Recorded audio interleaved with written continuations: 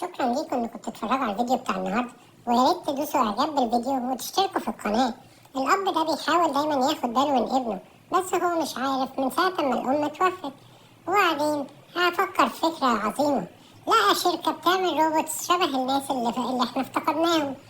ففكر انا هاخد ابني وهساعده ان هو يبقى فيه روبوت شبه مامته. قال للولد ما تزعلش، قريب ان شاء الله هعرف اخد بالي منك. قعد يحاول يصالحه ويحاول يلعب معاه ويحاول يعمل له كل حاجة، بس الولد طبعا مش عاجبه أي حاجة، هو نفسه يلاقي مامته. الأب قعد يفكر، خلاص أنا لقيت الناس اللي هتعمل لي الحل للمشكلة بتاعتي. قال لهم يا ريت تساعدوني، وهم كانوا فرحانين جدا إن هم يساعدوه لأن هم ما جربوش التجربة بتاعتهم على الحقيقة. قال له بص يا ابني أنا جبت لك مفاجأة، إيه رأيك؟ هي نفس شكل مامتك بس هي روبوت. قال له حلو يا بابا قوي، دي هتساعدنا في كل حاجة. وفعلا كانت بتقرا له القصة وكانت بتعمل له العشاء وكانت بتتعشى معاهم كمان. وهو منين ما بيصحى ويلاقيها جنبه، كانت جنبه طول الوقت وبتروح معاه كل حتة. هو كان مبسوط إن هي معاه طول الوقت، لغاية لما جم الناس الأشرار وبصوا له قالوا له دي مامتك، انت مامتك روبوت، وقعدوا يتريقوا عليه. في كل حتة كان في حد بيتريق عليه إن هي مامته روبوت. مامته كل ما تيجي تكلم الحد ده يخاف إن مامته روبوت.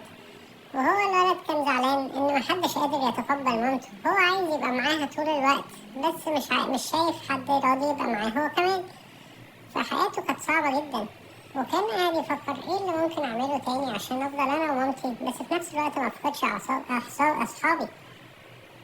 رجع البيت لقى باباه بيحب واحدة تانية وعايز يتجوز واحدة غير مامته. قال له انا كنت مخبي عليك الصراحة ان انا بحب واحدة تانية، عشان انا كنت خايف على مشاعرك وخايف انك تبقى لوحدك، بس بما ان مامتك معاك فانا ممكن اسيبك تبقى معاها وانا كمان يبقى عندي حد يونسني. الولد والاب كان كل واحد فيهم عنده حياته. الاب كان معاه البنت اللي هو بيحبها، والولد كان معاه مامته. الاب كان مدلعها اخر دلع وهي كانت بتدلع عليه زيادة عن اللزوم. وفي نفس الوقت الأم كانت شايفة ده وكانت بتقول للولد خلي بالك الست اللي مع باباك دي مش كويسة. هو ومامته كانوا بيلعبوا مع بعض، وفجأة الأم اكتشفت إن الست دي مش كويسة. قعدت تبص عليها وتراقبها ويقولوا لها انتي بتعملي ايه؟ قالت لهم انا ما بعملش اي حاجة، انا قاعدة لوحدي، انتوا ايه اللي جابكوا هنا؟ وضربت الولد، والأم ما سابتهاش تضربه لأن هي كانت عندها غريزة الأمومة. وضربت الولد طبعا، ضربت الست، والست قعدت تشتكي للأب تقول له شفت ايه اللي مراتك التانية الروبوت وابنك عملوه فيا؟ الأب زعل منهم وطردهم برا البيت وسابها هي تعيش عيشة أحلى عيشة. هم كانوا شايفين الست دي بتعمل في الأب ايه، وكانوا عايزين يبينوا للأب الحقيقة. الأب كان مدلعها وكان بياخد من البيت طول الوقت، يعني هو كان يقدر ياخد باله من ابنه بنفس الطريقة، بس الابن هو اللي كان زهقان. يعني مش شايف الأب كان حد بيعامله كويس عشان يرضى يفضل عايش العيشة دي. وكمان كانت جايبة حبيبها في البيت، هي في واحد بيحبها وهي كانت جايباه في البيت. والولد راح جري بسرعة قال للأب الحق في واحد مع الست اللي انت اتجوزها. راح الأب راح يصارحها، قالت له لا مفيش حاجة، ده الولد هو اللي بيحاول يوقع بينا. والروبوت اتجننت وراحت قعدت ترش مية على كل الناس، ما هي مش طايقة اللي حصل وهي مش عارفة تعمل ايه لأن هي روبوت.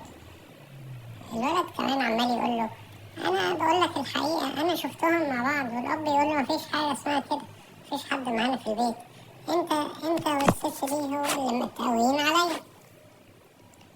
الولد زعل وطلع يجري، والست التانية قعدت تقول ما تزعلش خلاص أنا معاك، أنا هفضل واخدة بالي منك طول الوقت.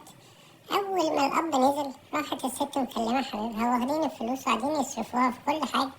الأب مش عارف يعمل إيه، وفجأة اكتشف إن هو معهوش فلوس. رجع البيت يجيب فلوسه لقى الولد كان عنده حق، ولقاهم قاعدين يصرفوا فلوسه في كل حتة. وبعدين راح زعق لهم وطردهم من البيت عشان الست دي فعلا كدابة. قال لها أنا وثقت فيكي وانتي خنتيني، اطلعي برا البيت. طلعت برا البيت، والأب كان ندمان وعايز يشوف ابنه راح فين.